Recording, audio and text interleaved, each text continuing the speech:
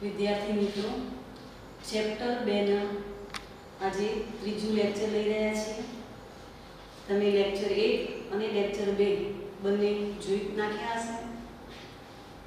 Lecture 2 ના એન્ડમાં આપણે વીજ સ્થિતિમાનના તફાવતને ધ્યાનમાં લઈ અને છેલ્લે ક્ષેત્રની અંદર રહેલા કોઈ પણ બિંદુ પાસેનું વીજ સ્થિતિમાન શું થાય એ સમજ્યા હતા. હવે એનાથી થોડા આગળ જઈએ તો બિંદુવત વીજભારને ધ્યાનમાં લીધો તો છેલ્લા લેક્ચરમાં. હવે વીજભારો આ પ્રમાણે અસતત રીતે ગોઠવાયેલા છે. અહીંયા Q2 છે, અહીંયા Q3 છે, માઈનસ લઈએ, અહીંયા પ્લસ Q4 છે. આ રીતે 3 થી 4 5 દર્શાવીએ તો પણ ચાલે. આ રીતે અસતત રીતે ગોઠવાયેલા હોય એવા વીજભારો ધ્યાનમાં લઈએ. અહીંયા ધ્યાને આપીએ છીએ Q1 પ્લસ છે, Q2 માઈનસ પ્લસ છે, Q3 માઈનસ છે અને Q4 પ્લસ છે. તો આવા બધા જ વીજભારો Q1 to Q4 આ ચાર વીજભારો ના કારણે જે ક્ષેત્ર ઉત્પન્ન થશે એ ક્ષેત્રના પરિણામી ક્ષેત્રની અંદર એક P બિંદુ લઈ લઈએ છીએ. એટલે એનો અર્થ એવો થાય કે P1 બિંદુ એ આ ચાર વીજભારોના કારણે ઉદ્ભવ થતા ક્ષેત્રની અંદર છે. આવા ક્ષેત્રમાં રહેલા P બિંદુ પાસે એક બીજું બિંદુ R પસંદ કરીએ છીએ. તો હવે R બિંદુ પાસેથી એકમ ધન વીજભારને P બિંદુ પાસે લાવવો છે. અગાઉ બધી જ વસ્તુ સમજાઈ દીધી છે કે આ વીજભારો દ્વારા ક્ષેત્ર ઉત્પન્ન થશે. એક ક્ષેત્રની વિરુદ્ધ એકમ ધન વીજભારને પ્રવેગ રહિત ગતિ કરાવી P બિંદુ સુધી લાવીએ છીએ. આ સમયે થતું જે કાર્ય છે એ લેક્ચર 2 ના શરૂઆતમાં આપણે જોઈ ગયા છીએ. એ કોના ઉપર આધાર રાખે છે તો તરત જ તમને ખ્યાલ આવી જશે કે એ અંતિમ બિંદુ P અને પ્રારંભિક બિંદુ R છે. તો અંતિમ બિંદુ P પ્રારંભિક બિંદુ R ના સ્થાન સદિશ ઉપર આધાર રાખે છે. તમે R થી P સુધી આવવા માટે હું અહીંયા બતાવી દઉં. આવા અલગ અલગ માર્ગો લઈએ.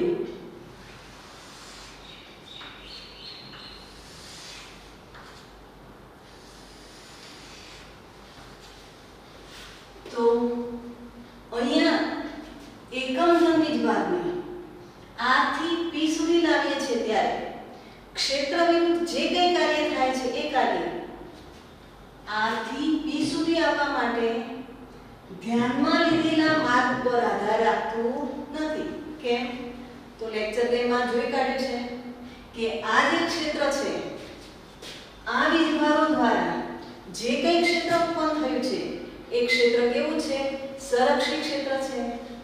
ઉદ્ભવતું બળ સંરક્ષી બળ છે અને સંરક્ષી બળ હોય તો સંરક્ષી બળની અંદર એકમ ધન વીજભારને એક બિંદુએથી બીજા બિંદુ સુધી લાવીએ છીએ ત્યારે થતું કાર્ય એ માત્ર એની પ્રારંભિક અને અંતિમ સ્થિતિ ઉપર આધાર રાખે છે, નહીં કે માર્ગ. બીજું એ ધ્યાનમાં રાખીએ છીએ કે અહીંયા જ્યારે એકમ ધન વીજભારને R બિંદુએથી P બિંદુ સુધી લાવીએ છીએ ત્યારે કઈ રીતે લાવીએ છીએ? તો ક્ષેત્રની દિશામાં બળ લાગે છે. આપણે ક્ષેત્રની વિરુદ્ધ દિશામાં લઈ જવું છે એટલે બાહ્ય બળ લગાડીશું. આ બાહ્ય બળ કેવું હશે? તો ક્ષેત્ર દ્વારા લાગતા બળ જેટલું જ હશે, પણ કેવી દિશામાં હશે? વિરુદ્ધ દિશામાં. એનો અર્થ એવો થાય કે એકમ ધન વીજભારને R થી P સુધી પ્રવેગ રહિત ગતિ કરાવી અને લાવીએ છીએ. તો પ્રવેગ રહિત ગતિ કરાવીને P બિંદુ સુધી લાવીએ ત્યારે જે કંઈ કાર્ય થાય એ કાર્યને આપણે એ બિંદુ પાસેનું વીજ સ્થિતિમાન કહીએ છીએ. તો આ વાત થઈ અસતત રીતે વિતરિત થયેલા વીજભારોને કારણે પણ યાદ રાખીશું કે આર બિંદુ મેં કીધું છે, પણ જ્યારે દ્વિસ્થિતિમાનની વ્યાખ્યામાં આપણે સમજીએ છીએ ત્યારે આર બિંદુને આપણે અનંત અંતરે લઈ જઈએ છીએ. કેમ? તો વ્યાખ્યામાં આપણને ખબર છે કે અનંત અંતરેથી એકમ ધન વીજભારને ક્ષેત્રમાંના આપેલા બિંદુ સુધી પ્રવેગ રહિત ગતિ કરાવીને ક્ષેત્ર વિરુદ્ધ કાર્ય કરીએ છીએ. તો એ જે કંઈ કાર્ય થાય છે એને પી બિંદુ પાસેનું દ્વિસ્થિતિમાન કહે છે. તો આ વાત થઈ. ઘણા બધા વીજભારો હોય તો એવા વીજભારોને કારણે ઉત્પન્ન થતા ક્ષેત્ર પાસે વીજ સ્થિતિમાન શું થાય? એક ક્ષેત્રમાંના કોઈ એક બિંદુ પાસે આવું કહીશું.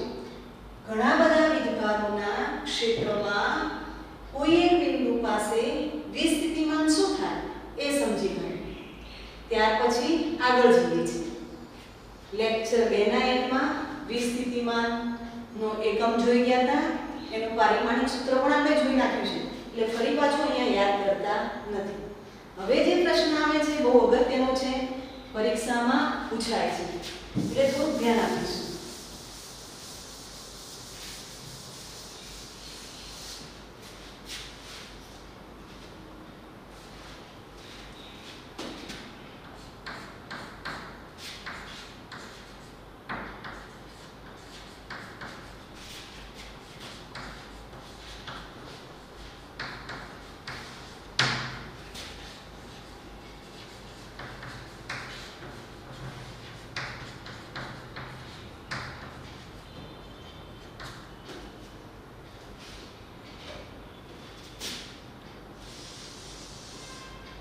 બિંદુવત વીજભારનું વિસ્થિતિમાન. આપણને પ્રશ્ન આ રીતે પૂછી શકે કે બિંદુવત વીજભારને કારણે ઉદ્ભવતા ક્ષેત્રમાં રહેલા કોઈ એક બિંદુ પાસે વીજ સ્થિતિમાન શું થાય એનું સૂત્ર મેળવો. આ જે સૂત્ર છે એ સૂત્ર યાદ પણ રાખવાનું છે. એક્ઝામ્પલમાં એનો ખાસ ઉપયોગ થાય છે, એટલે સીધું સૂત્ર યાદ ન રાખીએ, અહીંયા સમજેલું હશે તો એક્ઝામ્પલ ગણવામાં સરળતા રહે છે. તો પહેલા આપણે લઈએ છીએ બિંદુવત વીજભાર.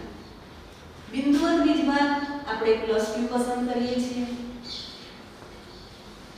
આ બિંદુવત વીજભારનું ક્ષેત્રમાં r અંતરે કહીએ અથવા તો r સ્થાન સદિશ ધરાવતું p બિંદુ છે. ત્યાર પછી આના જ ક્ષેત્રમાં ફરી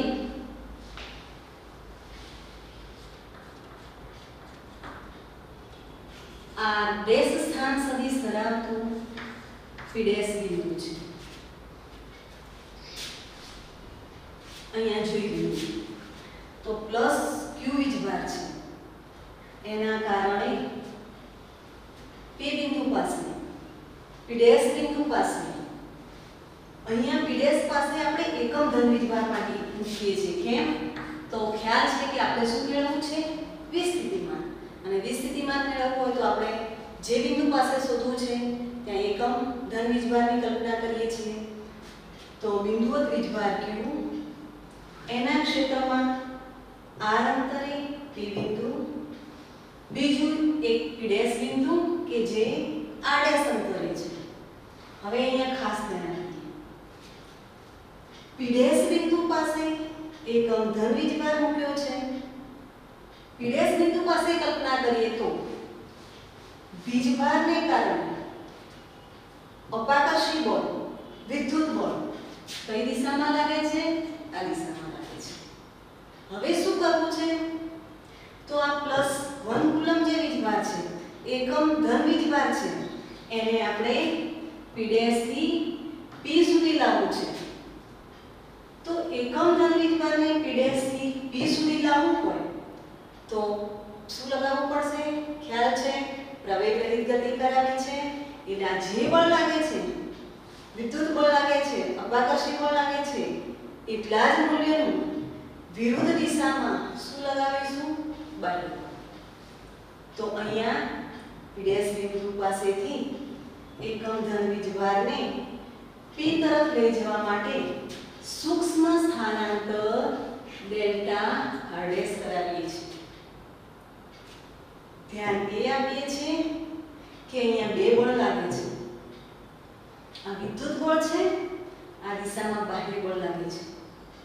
આપણા માટે વિદ્યુત બળ મહત્વનું છે, એટલે અહીંયા હું વિસ્થિતિમાન શોધવા માટે કાર્યનો ઉપયોગ કરીશ. પણ એ કાર્ય શોધવા માટે બાહ્ય બળ અને વિદ્યુત બળ આ બેમાંથી વિદ્યુત બળને ધ્યાનમાં રાખું છું. આની સ્પષ્ટતા બુકમાં નથી, એટલે ખાસ ધ્યાન આપીશું. ત્યાં ક્લિયર થતું નથી કે કાર્ય કયા બળને ધ્યાનમાં રાખી અને મેળવ્યું છે. એટલે મિત્રો ખાસ ધ્યાન રાખીશું. અહીંયા આપણે કાર્ય શોધવા જઈ રહ્યા છીએ, પણ કયા બળને ધ્યાનમાં રાખીએ છીએ? વિદ્યુત બળને, અપાકર્ષી બળને. તો ફરી સ્ટાર્ટ કરીએ. પીડેશ બિંદુ પાસેથી વિદ્યુત બળને કારણે એકમ ધન વીજભારને વિરુદ્ધ દિશામાં ડેલ્ટા આરડેસ જેટલું સ્થાનાંતર કરાયું છે. તો કાર્યનું સીધું સૂત્ર છે કાર્ય બરાબર બળ અને સ્થાનાંતરનો અદિશ ગુણાકાર W F d cos θ. તો અહીંયા સૂત્ર મેળવવા જઈએ, પણ આપણને ખબર છે કે F જોઈએ છે, એટલે પહેલું કામ કરી દઈએ કે પીડેશ બિંદુ પાસે રહેલા એકમ ધન વીજભાર ઉપર આ ક્ષેત્રને કારણે કેટલું બળ લાગે છે, અને એ બળ આપણે સદિશ બળ લઈએ છીએ. કેમ? અહીંયા અદિશ ગુણાકાર કરવો છે, પણ અદિશ ગુણાકાર કરવા માટે બંને વચ્ચેનો ખૂણો ધ્યાનમાં લેવો પડશે.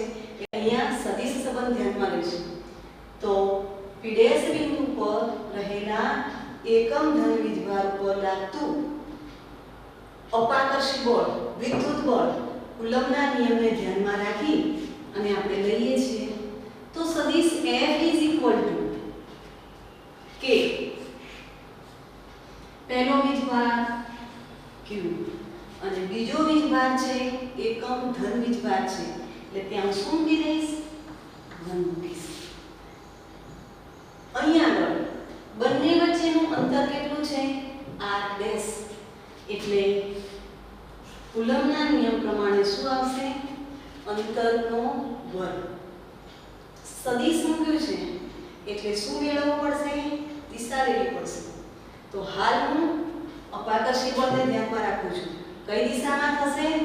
તો એ પીડેશ થી દૂર તરફ થાય છે. દૂર તરફ છે તો આપણો જે સ્થાન સદિશ છે એ જે દિશામાં છે એ દિશામાં જ અપાકર્ષી બળ થાય છે. એટલે અહીંયા બળ શું મૂકીશું? r dash caret. r dash એકમ સદિશ r ડેશ. તો પીડેશ બિંદુ પાસે આપણને બળ મળી જાય છે. હવે શું કરવાનું છે? બળ શોધ્યા પછી બળની વિરુદ્ધ દિશામાં ડેલ્ટા r ડેશ જેટલું સૂક્ષ્મ સ્થાનાંતર કરાવવું છે. અને ડેલ્ટા r ડેશ જેટલું સૂક્ષ્મ સ્થાનાંતર કરાવીએ છીએ ત્યારે થતું જે કાર્ય છે એ કાર્યને આપણે ડેલ્ટા W વડે દર્શાવીએ તો ડેલ્ટા W બરાબર શું થશે? તો ડેલ્ટા W બરાબર સદિશ F dot delta r dash થાય. હવે આ કાર્ય જોઈએ તો બળ આ દિશામાં છે, અપાકર્ષી બળ આ દિશામાં છે, સ્થાનાંતર આ દિશામાં કરાવીએ છીએ. બંને વચ્ચેનો ખૂણો કેટલો થાય? π 180. તો સૂત્ર પ્રમાણે F d cos θ.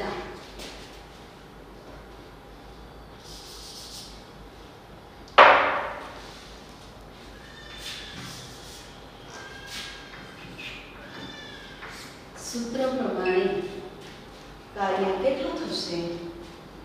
તો F અને dr વચ્ચેનો ખૂણો π છે, એટલે શું લખીશું? F delta r cos π minus F delta r. F ની કિંમત મૂકી દઉં તો માઈનસ ચિહ્ન આવશે.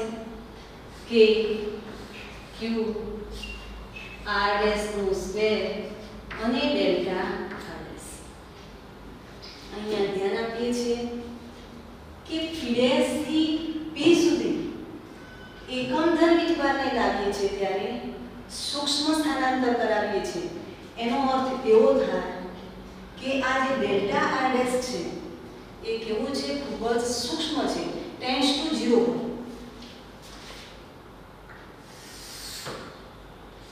Delta R' tends to 0. તો આવી કન્ડિશનની અંદર જે કાર્ય થશે એ સૂક્ષ્મ કાર્ય થાય. એટલે આપણે સૂક્ષ્મ કાર્ય કરતા કરતા P' થી P પાસે આવીએ છીએ. તો આ જે સૂક્ષ્મ કાર્ય છે, બધા જ કાર્યનો સરવાળો કરીએ તો આ જે કંઈ સરવાળો છે એ સંકલનમાં પરિણમે. એટલે હવે જે કાર્ય છે ડેલ્ટા W, એને હું સંકલનમાં મૂકું ત્યારે W બરાબર સંકલનની અંદર ક્યાંથી ક્યાં જવું છે, P' થી P સુધી. અહીંયા આપણે P' નું સ્થાન સદિશ ધ્યાનમાં રાખીશું. તો P' નું સ્થાન સદિશ કયો છે, R'. P નો સ્થાન સદિશ કયો છે, R છે. તો સંકલનની અંદર R' થી R. અહીંયા જે માઈનસ ચિહ્ન છે એને બહાર મૂકી દઈએ છીએ. તો K Q R' નું સ્ક્વેર અને આ dr' થશે. આપણે વિસ્થિતિમાન સમજાવવા જઈ રહ્યા છીએ એટલે ફરી પાછી એની વ્યાખ્યાને યાદ કરવી પડશે કે વ્યાખ્યાની અંદર તો એકમ ધન વીજભારને આપણે અનંત અંતરેથી લાવીએ છીએ. એટલે ફરી પાછું એક સ્ટેપ આપણે આગળ વિચારવું પડે. હવે કેવી કલ્પના કરીએ છીએ કે P' બિંદુ R' અંતરે નથી પણ ક્યાં છે, અનંત અંતરે છે. એટલે આવી કલ્પના કરીએ કે P' બિંદુ અહીંયા આવી જાય છે, R' બરાબર શું છે, ઇન્ફિનિટી છે. તો હવે આ જે કાર્ય છે એ કાર્યને સૂત્રમાં કઈ રીતે મૂકી શકાય? તો મૂકીશું W માઈનસ ઇન્ફિનિટી થી R કે Q અપોન R' નું સ્ક્વેર અને dr'. હવે લેવું છે, સંકલન કરવું પડશે. અને વિદ્યાર્થી મિત્રો, સંકલન વિકલન એ ધોરણ 11 માં તમે શીખી ગયા છો. છતાં પણ આ ચેપ્ટરની અંદર ફર્સ્ટ ટાઈમ સંકલન આવે છે એટલે સંકલન કઈ રીતે કરાય એ થોડુંક આપણે સાઈડમાં જોઈ લઈએ. તો સંકલન માટે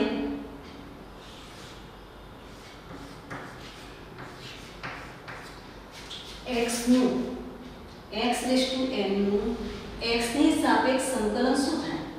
તો આ એક સૂત્ર આપણે જાણતા હતા. તો એમાં આ રીતે કરતા હતા કે સંકલનની અંદર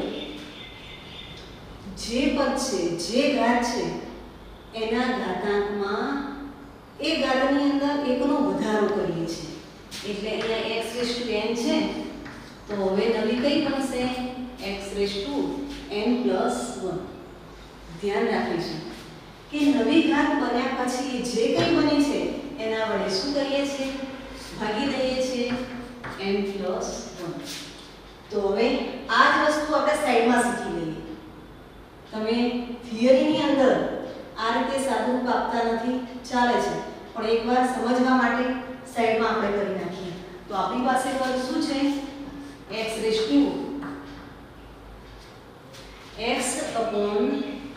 સ્ક્વેર છે. અને કોની સાપેક્ષ સંકલન કરવાનું છે, dr'. એટલે કે R' ની સાપેક્ષ સંકલન કરવાનું છે. તો હવે આ પદને આપણે આ રીતે જોડી દઈએ, R'⁻².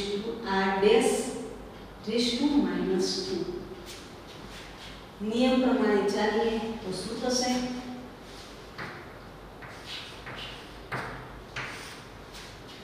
તો ઘાતની અંદર એકનો વધારો શું બને, -2 + 1. -2 + 1 એટલે શું આવશે, -1 આવશે. એના વડે ભાગી દઈશું તો -1. તો આપણો જવાબ શું આવે છે, 1/R'. -2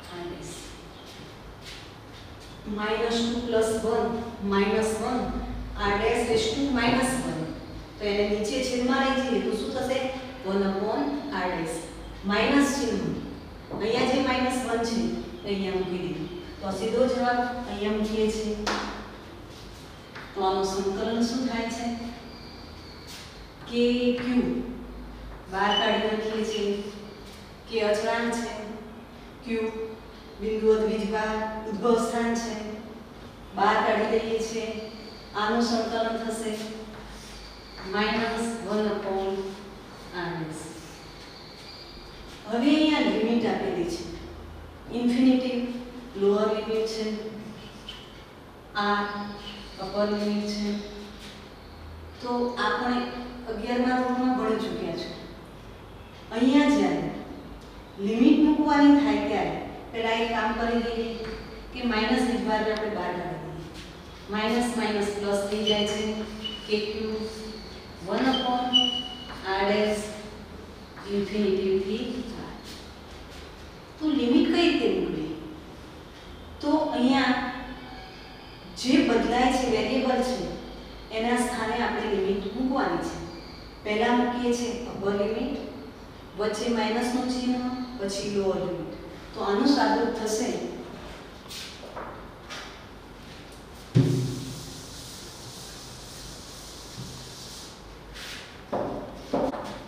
w is equal to k q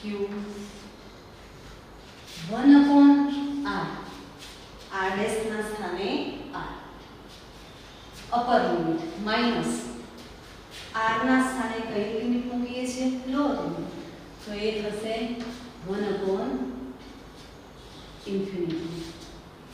તમને ખ્યાલ છે કે 1/∞ is equal to 0 તો શું થશે w is equal to kq/r હવે અહીંથી સુધારીશું તો પણ ચાલશે અહીંયા લખીશું તો પણ ચાલશે ધ્યાન આપીશું જ્યાં હું લિમિટ ઇન્ફિનિટી કરી દઉં છું એ વખતે જે કાર્ય થાય છે એ કાર્યને આપણે વિસ્થિતિમાન તરીકે સ્વીકાર્યું છે તમે અહીંયા w ના સ્થાને અહીંથી જ v લખી દો તો પણ ચાલશે અને લાસ્ટમાં મેળવ્યા પછી આ કાર્યને આપણે વિસ્થિતિમાન v કહી અને લખીશું તો પણ ચાલે છે એટલે લાસ્ટમાં આપણને બિંદુઓ દ્વિજભારનું વેજ સ્થિતિમાન v is equal to kq/r કે અચળાંક છે જે k is equal to 1/4πε0 જરૂરિયાત પ્રમાણે આપણે લખી શકીએ છીએ તો એ લખીશું તો પણ ચાલશે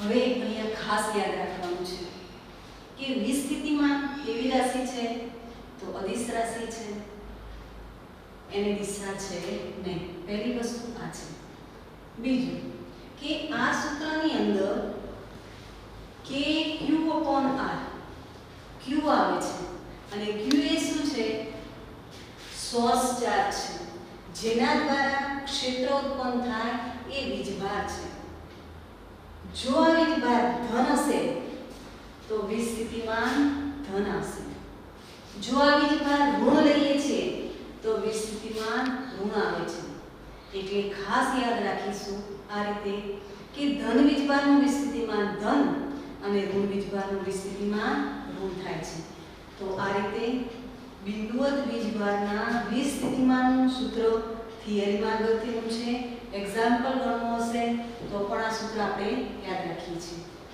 kq/r તો અહીંયા જોઈએ તો વીજ સ્થિતિમાન એ અંતર r ના વ્યસ્ત પ્રમાણમાં છે એટલે કે અંતર સાથે r⁻⁻1 અનુસાર ઘટે છે આનો ગ્રાફ જોવો હોય તો એ પણ આપણે ધ્યાનમાં લઈ લઈએ તો બિંદુવત વીજભારનું વીજ સ્થિતિમાન v જો યાદ કરવું હોય ક્ષેત્રને ધ્યાનમાં લેવું હોય તો એને પણ ધ્યાનમાં બે ગ્રાફ સાથે દોરી દઈએ તો v અને e v સ્થિતિમાન v નું સૂત્ર kq/r બિંદુવત વીજભારનું ક્ષેત્ર E = kq/r². તો આ બંનેના જે ગ્રાફ છે એ ગ્રાફ આ પ્રમાણે આપણને પ્રાપ્ત થાય છે.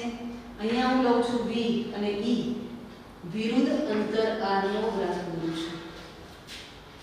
તમે અહીંયા વેલ્યુ મૂકી શકો 0.1 1 1.5 2 પણ વેલ્યુનું ખાસ મહત્વ છે ને ગ્રાફ કેવો આવે છે એ મહત્વનું છે.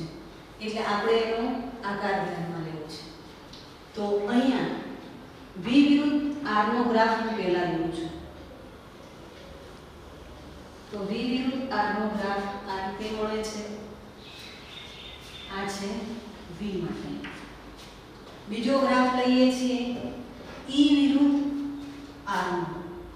તો E વિરુદ્ધ r નો ગ્રાફ આપણને આ ટાઈપનું મળે છે. બંનેના સેટ સરખા છે, વેલ્યુમાં થોડો ઘણો ફેરફાર આવે પણ બંને આ રીતે વક્ર ટાઈપે ગ્રાફ પ્રાપ્ત થાય છે. એટલે જો એક્ઝામની અંદર ગ્રાફ પૂછાય, ઘણીવાર કોમ્પિટિટિવ એક્ઝામમાં ગ્રાફ પર વધારે ફોકસ કરવામાં આવે છે, તો V વિરુદ્ધ r નો ગ્રાફ અને E વિરુદ્ધ r નો ગ્રાફ સાથે આ પ્રમાણે દર્શાવાય. અલગ અલગ દર્શાવીશું તો બંનેના આકાર જે છે એ લગભગ સરખા જેવા આવે છે. તો વિદ્યાર્થી મિત્રો, આ લેક્ચરમાં આપણે આટલા સુધી રાખીએ છીએ.